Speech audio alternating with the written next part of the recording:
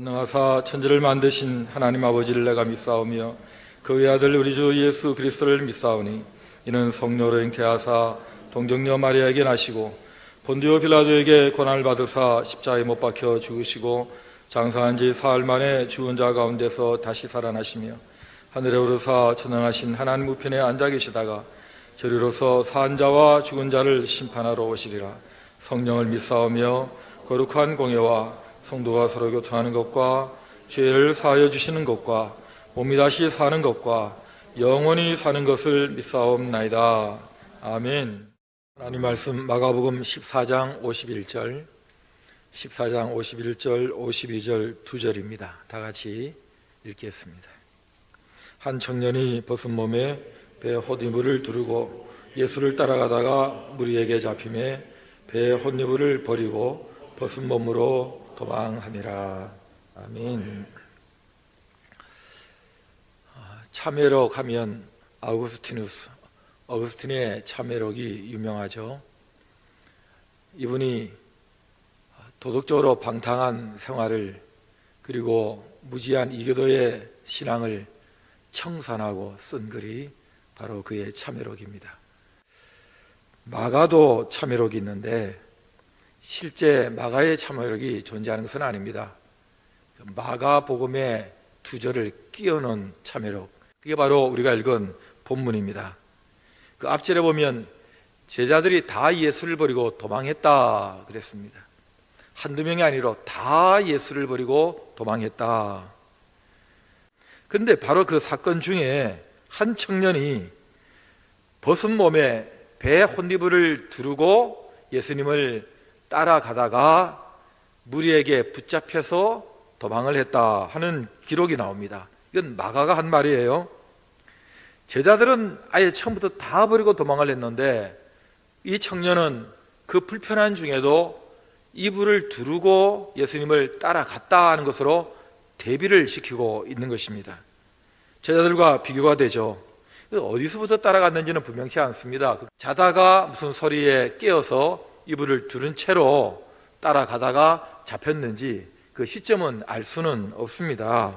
그러나 그 뉘앙스가 제자들은 다 예수를 버리고 도망했다는 그 다음 절에 이름도 밝히지 않는 한 청년이 그 불편한 벗은 몸으로 배 헛이불을 두르고 예수를 따라갔다는 것은 상당히 의미 있는 삽입으로 우리가 이해를 할 수 있는 것입니다. 물론 나중에 벗은 몸으로 또 도망했다라는 거 볼 때에 마치 예수님이 가신 그 길을 한 청년이 불편한 가운데서 잘 따라가다가 나중에는 예수님 같지 않게 도망을 간 그런 모습으로 기록이 되어 있는 듯한 느낌을 갖습니다. 어찌 보면 참 대단한 사람, 제자들보다 훨씬 낫다. 그러나 또 한편으로는 역시 사람 별 수 없다, 제자들하고 똑같구나, 그런 느낌을 우리에게 줍니다. 이 청년 누굽니까? 모르죠, 누군지. 성경에 기록이 없으니까. 그러나 마가가 아닐까 하는 것입니다. 예수님을 소개하는 이 복음서에 자기 자신의 이름을 등장시키기가 아무래도 불편했겠죠.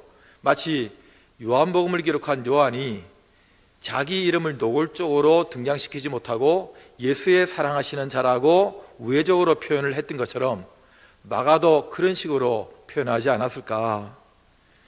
혹자는 말하기를 그 언젠가 예수님을 찾아왔던 부자 청년 아니냐, 청년이라는 단어 하나 가지고 상상을 하는 사람도 있다고는 들었습니다. 그러나 여러분, 제가 마가일 거라고 생각하는 몇 가지 이유가 있습니다. 첫째는 이 저자의 입장이에요. 이 다른 복음서에도 있는 예수님의 십자가의 고난과 부활을 꽉꽉 채우고 더 채워도 모자랄 정도의 비중있게 다루는 이 사이에 그 넣지 않아도 될 두 절을 끼워 넣을 때는 마가가 꼭 하고 싶은 말이 있었다는 것입니다. 근데 여러분, 그냥 무명의 한 청년이 그런 일이 있었다는 게 뭐 그게 그렇게 중요하길래 그 제자들이 다 도망하고 예수님의 그 고난의 현장, 십자가와 부활을 다루는 이 비중 있는 복음의 절정에다가 그런 걸 다 끼워 넣겠습니까? 그리고 성령의 감동으로 기록된 계시의 말씀인 이 성경을 우리가 읽게 될 텐데 이걸 왜 허락을 하셨겠어요?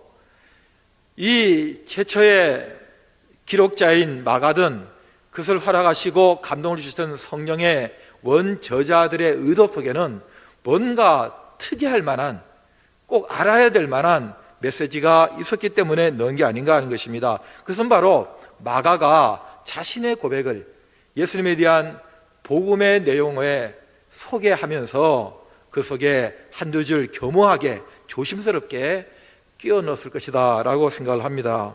벗은 몸에 혼이불도 마찬가지예요. 이런 상상을 해보시죠. 6월절 마지막 만찬을 마가 요한의 집에서 예수님이 제자들과 함께 보내셨습니다. 긴 시간 같이 계셨죠. 여러분, 큰 다락방에서 많은 외부 손님들이 와서 식사를 하는데 이 집의 아들이 편안하게 잠을 잤을 리가 없습니다. 그리고 호기심도 있었겠죠. 따라갔을 가능성이 있습니다. 그냥 자려고 했는데 잠도 안 오고 하니까 그냥 편안하게 그 배 혼이불을 두르고 편한 잠자리 복장으로 따라갔다가 그런 일이 있었을 수 있고, 아니면 이런 상상도 해보세요. 그 겟세마네에서 예수님이 잡히셔서 다시 기드론 골짜기를 통해서 이쪽으로 들어오십니다. 그리고 그것을 지나가세요. 근데 시끌시끌 무슨 소리가 들리니까 이 마가가 자다가 이 무슨 소리야? 그 나와 보니까 우리 집에서 그 식사하셨던 그분이 잡혀가고 있는 겁니다. 한밤중에. 그래서 궁금해서 따라갔을 가능성도 있습니다. 성경에 없으니 이랬다 저랬다 말할 수는 없지만은 그냥 그런 상상이 가능하다는 것입니다. 이 사딘, 헬라어 음력으로 시돈이라는 이 배천이 그저 길거리에서 아무나 입고 살 수 있는 그런 천이 아니라 아주 비싼 부잣집 식구들만 입을 수 있는 그런 옷이라는 거예요. 그걸 볼 때에 예루살렘의 큰 다락방을 가진 제법 그래도 살만한 집의 아들이었기 때문에 그런 배 혼이불을 두르고 있었던 게 아닌가 하는 추측도 가능하고, 세 번째 그 훗날 기록을 이유로 될 수 있는데, 우리가 아는 대로 이 마가 요한이 사도행전 13장 13절에 의하면 바나바와 바울이죠, 쫓아서 전도여행을 같이 갑니다. 도중에 무슨 이유가 있었는지 몰라도 안 좋은 이유로 돌아와요. 이것 때문에 나중에 바나바와 바울이 다시 전도여행을 떠날 때에 이 마가를 데려가자 말자는 때문에 심히 크게 다퉜다 그랬어요. 그래서 바나바가 마가를 따로 데리고 서로 갈라지게 된 그 사건을 우리는 사도행전에서 알고 있습니다. 물론 마가가 이 복음서를 기록한 이때는 이미 좋은 예수님의 제자요 전도자가 되었고, 베드로전서 5장 13절에 하면 베드로가 내 아들 마가다 할 정도로 신임을 얻는 훌륭한 크리스찬이 되었습니다. 그리고 바울도 말년에 마가를 데려와라, 그가 내 일에 유익하다 할 정도로 훌륭한 동역자의 자격을 갖추게 되었죠. 거목이 됐습니다.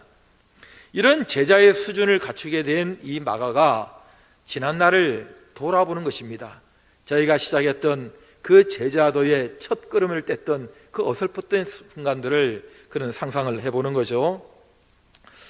저는 이 자서전에는 거부감이 좀 있는 편입니다.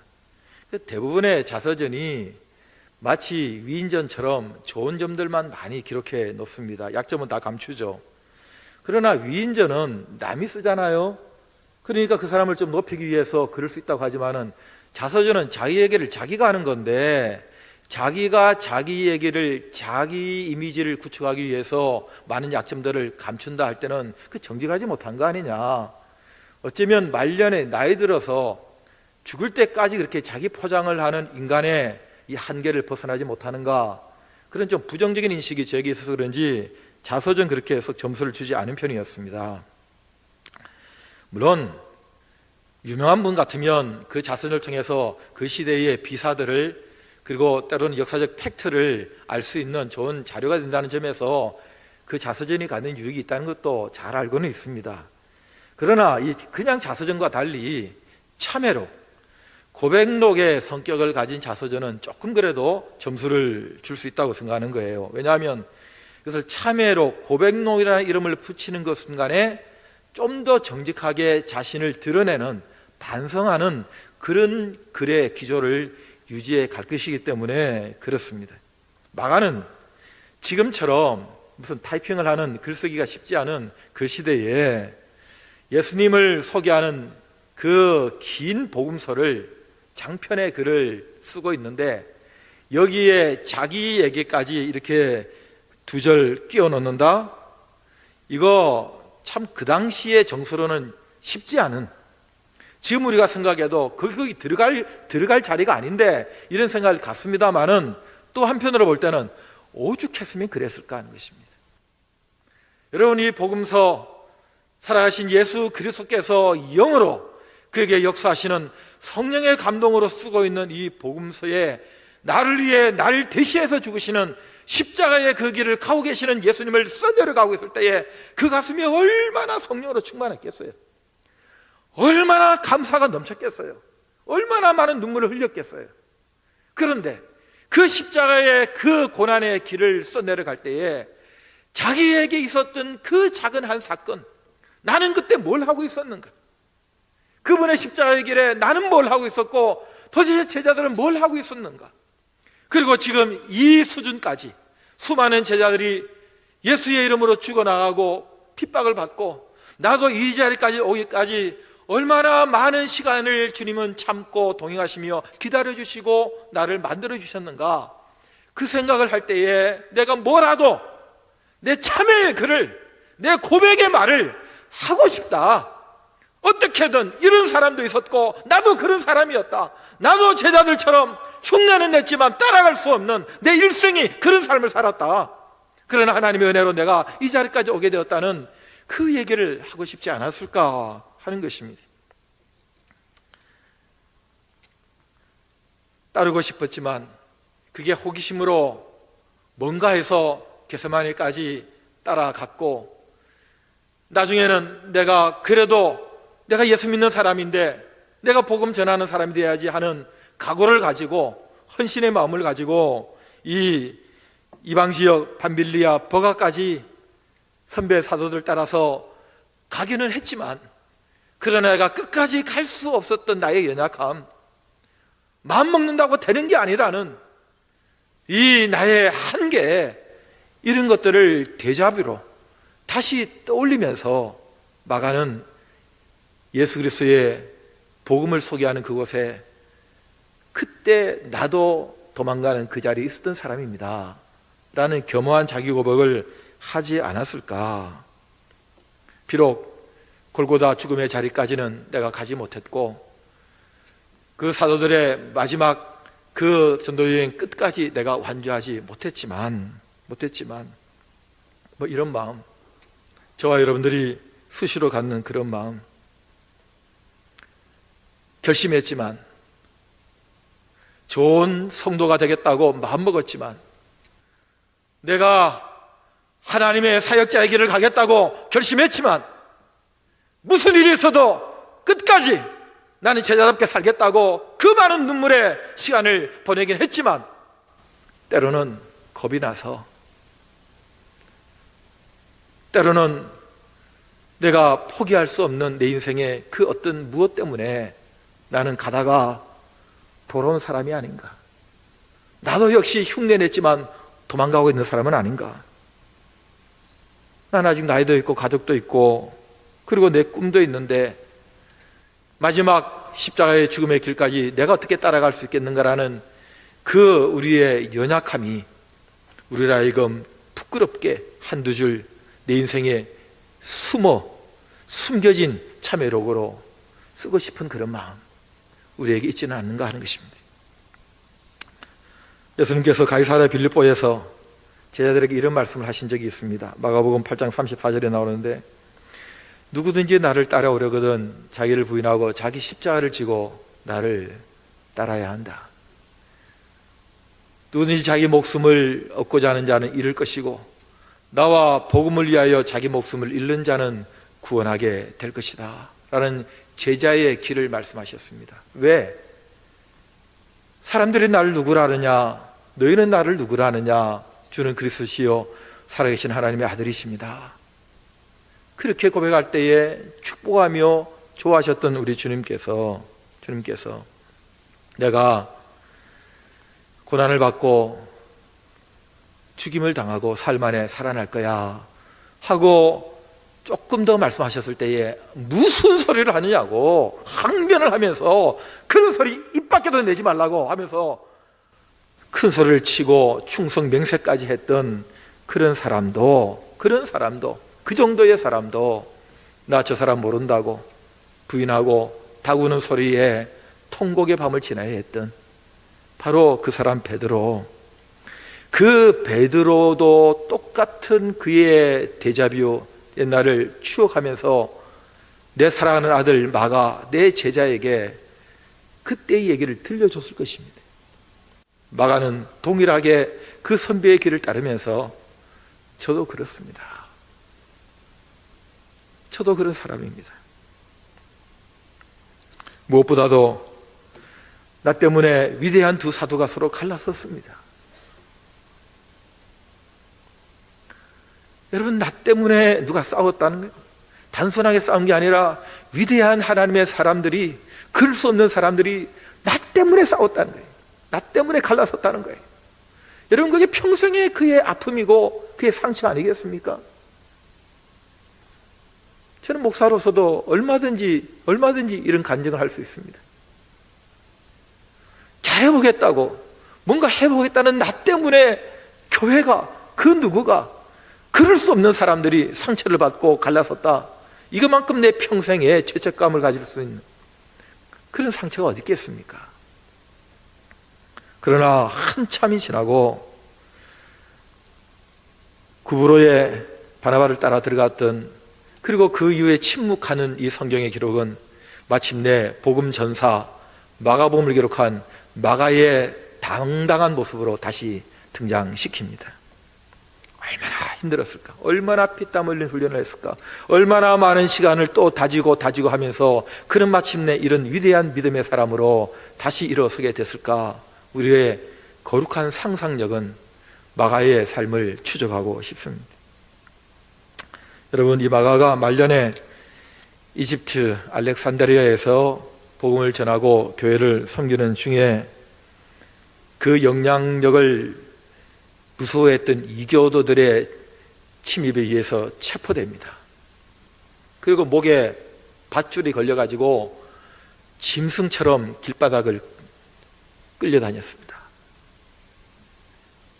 그리고는 그 일로 인해서 그는 세상을 떠나게 되는데, 여러분, 목에 밧줄이 끌려서 마침내 죽임을 당하는 그 장면, 그리고 마침내 죽은 후에도 그 시신을 그냥 둬서는 안 된다고 화형을 시켜야 된다고 불에 확 태워버렸습니다. 근데 알려진 바에 의하면 그 시신에 불이 붙었는데 갑자기 하늘에서 폭우가 쏟아져 가지고 그 불이 붙지 못하도록 그 시신이 보존되도록 했고, 그 보존된 시신은 마치 이태리의 베네치아까지 운구돼서 그곳에 어느 기념 성당에 지금 안장되어 있다. 뭐 사실인지 모르겠지만 어쨌든 그런 전성은 지금까지 남아있고 그곳에 사람들의 발걸음이 계속되고 있다고 듣고 있습니다. 물론 마가복음은 그렇게 죽임을 당하기 전에 쓰여진 복음서죠. 여러분, 참회록은 글로 씁니다. 그러나 그 글로 쓴 참회록은 삶으로 증명해야 합니다. 어거스틴의 참회록이 오늘날 우리에게 몇 번씩 읽혀지고 있는 중요한 포인트는 그가 그 참회록을 쓴 그 삶이, 그 청산한 삶이 그의 글을 증명하기 때문에 그렇습니다. 지금처럼 우리에게 자신을 뒤돌아보게 만드는 이런 때가 없었다고 생각합니다. 이것은 나 한 사람을 넘어서서 이 시대가, 하나님의 교회가, 우리 모두가 하나님 앞에서 다시 한번 우리 자신을 뒤돌아봐야 할 때입니다. 함께 모여서 예배도 드리지 못하는 이 어려운 때를 지나면서 우리는 깊이 내 자신을 향한 짧은 참회록을 한번 써봤으면 좋겠습니다. 또 쓰고 또 쓰다 보면 나아지지 않겠습니까? 좀 좋아지지 않겠습니까? 그리고 마침내 마가복음을 기록한 예수님을 당당하게 소개하는 좋은 마가의 수준으로 올라서지 않겠습니까? 이 예수 그리스도의 십자가와 부활의 복음의 절정 사이에 끼어넣은 부끄러운 한두 줄의 이 마가의 참회록이 저와 여러분들의 긴 생애 가운데서 예수님을 따르는 제자도에서 우리를 좀 더 좋은 제자로 만드는 끼어넣는 한두 줄의 우리의 삶의 몸부림이 될 수 있기를 우리 주 예수 그리스도 이름으로 축복합니다. 우리 다 같이 가슴에 두 손을 모으시고 마가처럼 겸손하게 하나님의 은혜로 이 자리까지 왔는데 그 십자가의 죽음의 부활의 그 자리까지 가려고 마음먹으나 갈 수 없는 연약한 우리를 다시 한번 돌아보고 갈 수 있게 만드시는 주님을 의지하는 내 인생의 참회록을 그때마다 제대로 써갈 수 있도록 성령님 도와주시옵소서. 우리 다 같이 그 기도하십시다.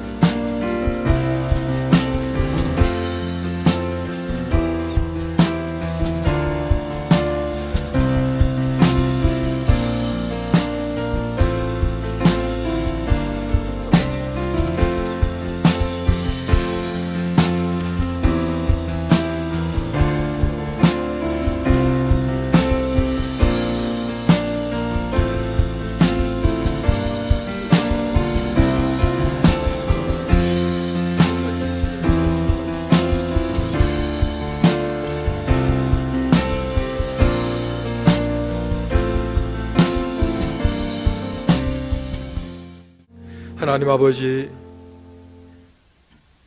마가처럼 주의 십자가의 길을 끝까지 가지 못하는 제자의 연약함으로 다시 한번 주 앞에 무릎을 꿇게 하시고, 그러나 가게 하시는 성령의 능력, 하나님의 약속, 놀라운 예수 그리스도의 사랑을 붙들고 마침내 일어서서 예수 그리스도를 소개하는 마가 복음의 길을 저희들도 가게 될 줄 믿습니다.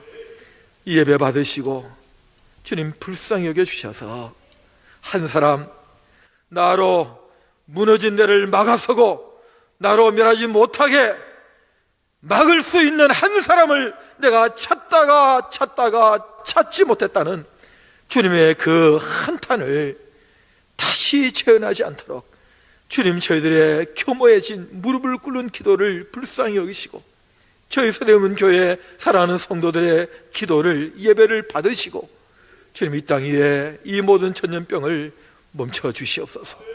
불쌍히 여겨 주시옵소서.